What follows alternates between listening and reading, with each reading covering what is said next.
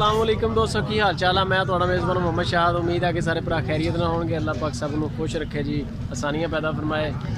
बिलाल भाई आए ने जी, साढ़े सबसक्राइबर भी ने ते साढ़े बड़े वीर भी ने। बिलाल भाई की हाल चाल है? केड़ी जगह तो आए बिलाल भाई? बेसिकली फैसलाबाद तो आए हैं, पूरे वाला फैसलाबाद के रहने वाले ने ते मेहमान आए सी बूरे वाले, ते बूरे वाले फिर साढ़े को आ गए ते असीं इन्हां नूं जानवर लै दित्ते धक्के नाल। और सुनाओ मंडी कैसी लगी है? हाले सुबह सुबह है थोड़ा जा इंशाल्लाह सारी फीलिंग हो जाएगी इंशाल्लाह। पहली दफ़ा है मंडी, बाकी अच्छा एक्सपीरियंस है। झोटियां दी मंडी कैसी है? तुसीं नज़र मारो सामने किन्नियां ठीक है झोटी? ये सारी जिहड़ी है तुहानूं विरल माड़ी माड़ी नज़र आ रही है ना, रहेगी ये सारी इंशाल्लाह भर जाएगी। तो खैर मोहम्मद भाई ने, खैर मोहम्मद भाई कट्टियां का काम करते हैं। अच्छा खैर मोहम्मद, तेरे को किहो जिहियां कट्टियां होंदियां, यानी कि किन्नी उम्र वालियां या किन्ने पैसे वालियां, किन्ने तक? 1.5 साल की 30 32 35 की रेंज के दरम्यान।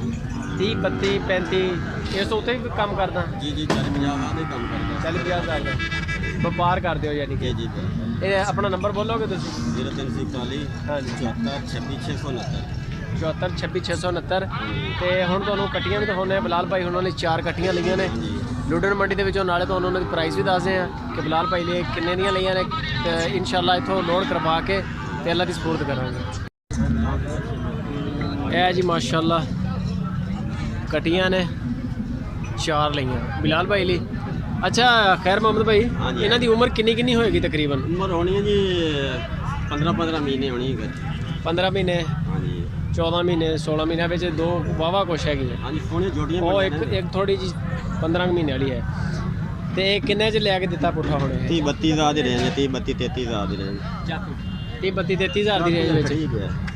ਇਹ ਇਦਾਂ ਦੀਆਂ ਤੁਸੀਂ ਯਾਨੀ ਕਿ ਹੋਰ ਵੀ ਕਿਸੇ ਭਰਾ ਨੂੰ ਚਾਹੀਦੀਆਂ ਹੋਣ? जिन्हें चाहिए हो माल, जिन्हें चाहिए हो माल मिलता है। 35 36 37 हाँ जी ਯਾਨੀ ਕਿ ਜਿਹਦਾ ਹੀ ਥੋੜਾ ਜਿਹਾ ਵਜ਼ਨ छोटा ਜ਼ਿਆਦਾ माल हो 22 24 हज़ार 25 हज़ार का माल हो फिर भी मिलता है। ਉਹ 24 ਵਾਲੀਆਂ ਤੇ ਤੇਰੀਆਂ ਡਿੱਗਦੀਆਂ ਫਿਰਦੀਆਂ ਹੋਣਗੀਆਂ।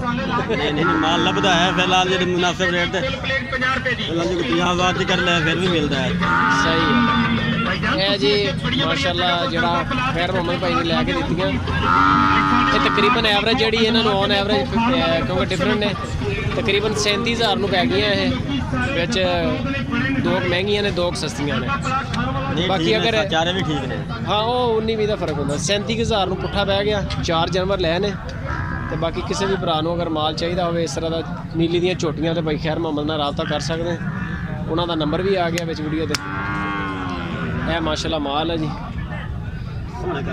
ਤੇ रोशनी है थोड़ी धुप छां जी, ता करके ना कलर नहीं सही आ रहा है। बाहर काट लेंगे। चलो बस वो कोई मसला नहीं, बन्ने बन्ने रहने। 4 जानवर ने जी। ये बिलाल भाई दे अल्लाह पाक नसीबां जी करे जी, ते तंदुरुस्ती देवे इन्हां नूं भी ते बिलाल भाई नूं भी।